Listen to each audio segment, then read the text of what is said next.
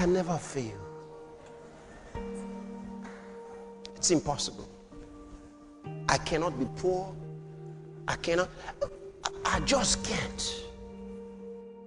If you had heard some of these things 5 years ago, don't worry. You still got time. At least you're hearing it now. You can do something with it now. Hallelujah. You still can. It's not too late. The problem is not the capital. All the capital you need is inside you, brother. You think you need some multinationals to send you money to try to get you up. No, that's not what you need. Everything you need is inside you. I found that out a long time ago. When you take an orange seed and you put it in your hand, you don't have to do anything to that seed for it to have roots, for it to have its stem, for it to have its branches, its leaves, and to produce other fruits with many, many seeds in them. You don't have to do anything but sow that little seed in the right place, in the soil. That's all you have to do. You don't have to add anything to it. Every potential that it requires to produce everything it's got to produce is inside that seed. Everything you need to become the you that God has brought you into this world to be is inside you. Hold yourself responsible. You say, okay, for example now, I was fired at work 2 years ago. I didn't know I would be fired. I did everything I could do. I did everything that was right in that company, and then they still fired me. How could I be responsible? Yes. You are now responsible for what is happening to you now. The confusion you are in now is now the trouble. It's not the problem. Hear me. It's not what meets you that is the problem. It's what you do with what meets you in the face. Hey, come on. In other words, it's not your experience that is the problem. It's what you do with your experience. All right, you've been fired. What do you do? Where do you go from here? Do you look upward or do you look downward? Now you've been fired. Do you think it's all over? Are you going to move better? Are you going to get greater? It's up to you. Where you go from here is what matters. Are you going to go home and have people come to you and, oh, we're so sorry, we never knew it was going to happen. We feel so terrible about it, we feel so bad. Well, never that. Are they going to be talking to you? Was they trying to help you and sympathize with you? Is that what you want? The Bible says after Lot was separated from Abraham, God spoke to Abraham. And Lot had taken the best part of the field and left the bad one for Abraham.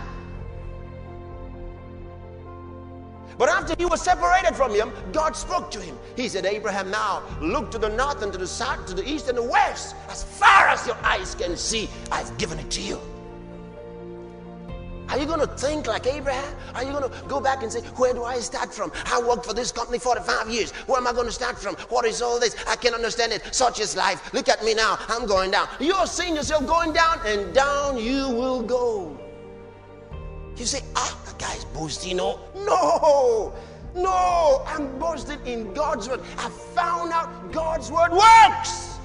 And I've gotten a hold of it. I found out it works. It works. Glory to God, it works. The Bible says the word of God is living and active. The logos of God, God's revelation from the word, it says it's living and active. If you put it inside you, it'll make you a master over circumstances of life.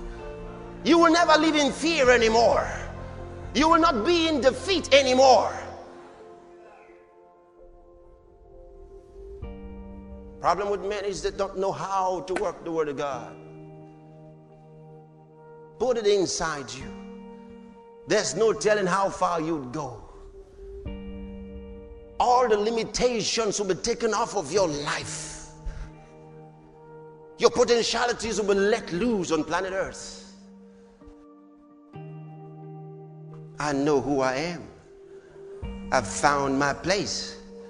I've found my roots. Hallelujah.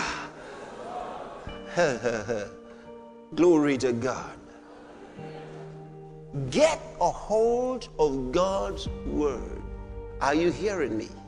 You know, when God made you, He had a plan for your life. Get this. He's the potter. You are the clay. How many of you understand that? God's the potter and you are the clay. You think He fashioned you mistakenly? You think God doesn't know you're here?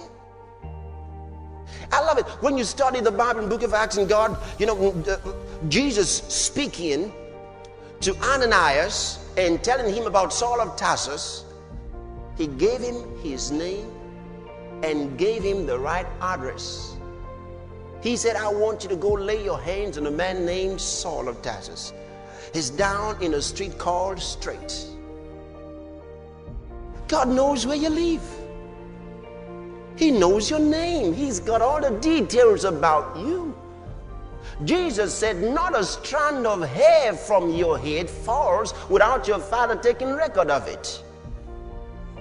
You don't even have the record, but He does. He knows everything about you. So He had a plan for your life.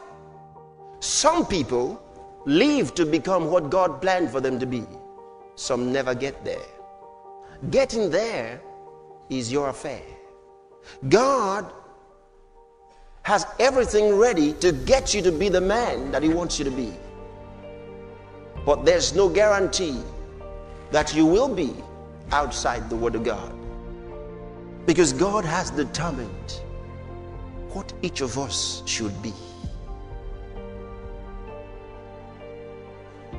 Everything outside His will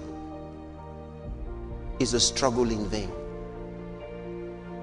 If only men would know how to look to God and say, what is your dream for my life? And catch that dream and move in direction of that dream and come out tops as far as that dream is concerned.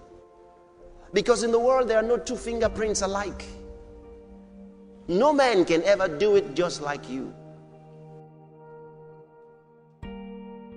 You're unique. Nobody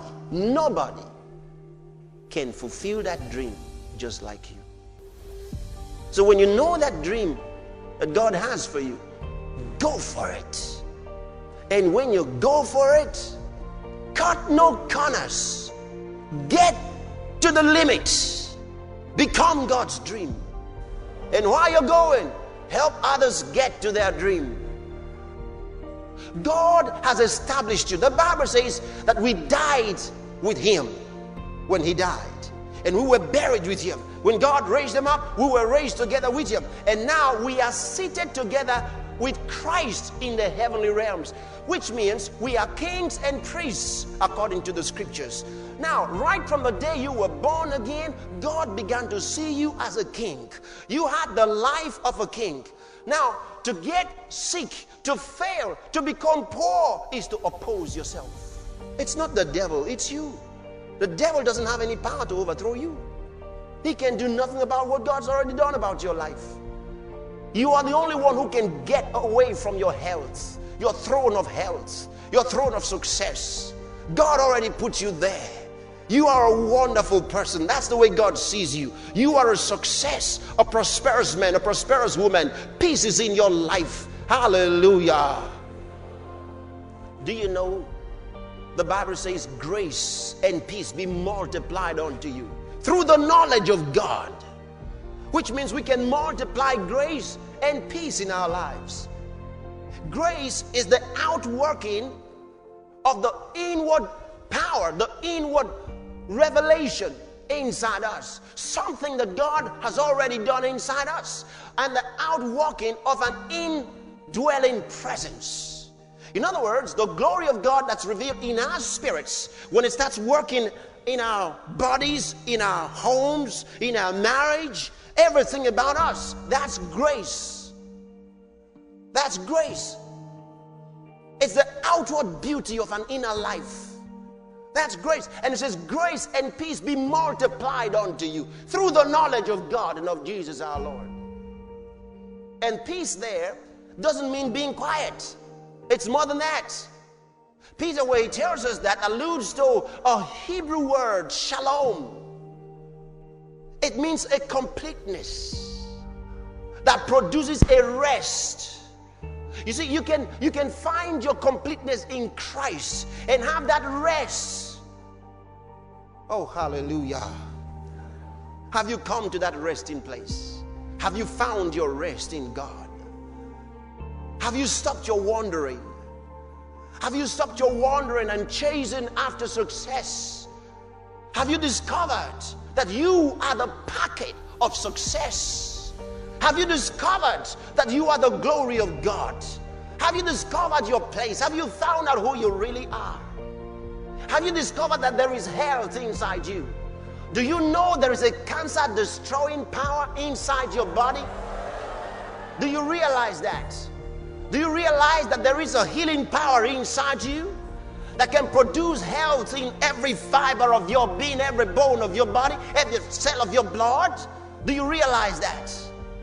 Have you come to know that success is inside you? Have you discovered who you really are? He says, we have not received the spirit of timidity, but of power, of love, and of a sound mind. You have a sound mind. You are of super intelligence. That's who you are. You know, people who say, I don't know, I got a problem. What's the problem? Well, I read and I never remember what I read. You are overthrowing yourself. You ought to say what God says. Hey, come on here. When you take a camera and you focus on that lady over there, are you going to see this? No, you see what you set your focus on. Are you hearing me? So when you focus your mind on something, that's what you're going to get in the film in your mind. Focus on God. Set your mind on God. Are you hearing me? Set your mind on success, on prosperity, on abundance. Are you hearing me? See yourself succeeding. See yourself living in health. See yourself coming out victoriously. Don't set your mind on the wrong things. And learn to cream your dreams. What do I mean by that? You know, sometimes you've seen some people, they have a dream in the night time, or sometimes when they sleep, whether afternoon or morning, and then in their sleep, something good happens and then turns to something bad. For example, the guy saw himself driving in a car, and then the thing went into the air and he became a bicycle. How do you cream your dreams? Take the best part of your dream.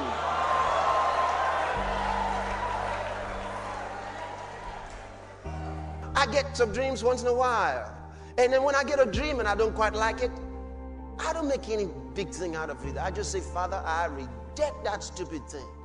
Listen, this man, Jesus, came to die for you. You know what that means? I said he came to die, to make you one with God. And when he came, you were not a righteous man, you were a sinner. The Bible says, if when we were dead in sin, we were reconciled to God by the death of his Son, much more now, being reconciled, we shall be saved by his life. And the Bible says he is able to save to the uttermost them that come to God by him. The only thing that stops God is your unbelief. Unbelief messes up the power of God. You understand that? The Bible says Jesus couldn't perform a miracle when he went to Nazareth because of their unbelief. He couldn't do any mighty work because of their unbelief. He couldn't. The Bible doesn't say he didn't, say he couldn't. Jesus said, ye have made the word of God of none effect by your traditions. The word is not working in your life because of your traditions. Put your human traditions aside. Put your dream traditions aside. My father used to dream. My grandfather's dreams always used to come to pass. So I have inherited the gift. In the New Testament, it does not mention the gift of dreaming. Say, but the old men shall dream dreams. At 65, Isaac was called a young man. So when does old begin? At 120, Moses was still a young man. So if we go according to the scriptures, you're not an old man at 100. Satan does not know your mind. Listen, I was set free many years ago when I found that out. I didn't know. I didn't know that the devil didn't know what was in my mind. The devil doesn't know. I thought he could read my mind. Then I found out from the scriptures he couldn't. Dear God, I said, I always thought the devil knew what was in my mind. The next thing that he said to me, he said, the devil doesn't know everything. I thought he knew everything. You know, the way we live, we act like the devil is everywhere. You know? We just, in our subconscious, the way everybody talks about the devil, you would think the devil is everywhere. All right? We're here right now. And there are people who are going to say, devil leave me, devil leave me, devil leave me. In America, there's the devil leave me. In Togo, devil go. This same devil. Everybody's talking about him. He has become so popular. Don't think the devil has a throne. It's a lying throne. When he shows you a big throne and says, look, I got everything. He doesn't have them anymore. He had them when he faced Jesus. And then Jesus went to the cross. And when Jesus died for us, he took all authority because he went to hell and faced the devil eyeball to eyeball. Are you hearing me? And the Bible says they tried to put him down. They tried to get Jesus to bow in hell, but they couldn't. He threw off principalities and threw off powers. The Bible says he made a public spectacle of them in hell. When he made a public spectacle of the devil, he proved who he was. The Word who made all things and defeated all things. So in the church today, when you hear somebody saying, well, the devil's got power, he doesn't have it.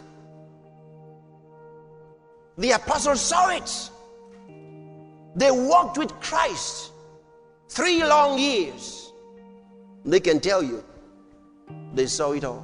There's no power in Satan. The devil has no power. Hallelujah.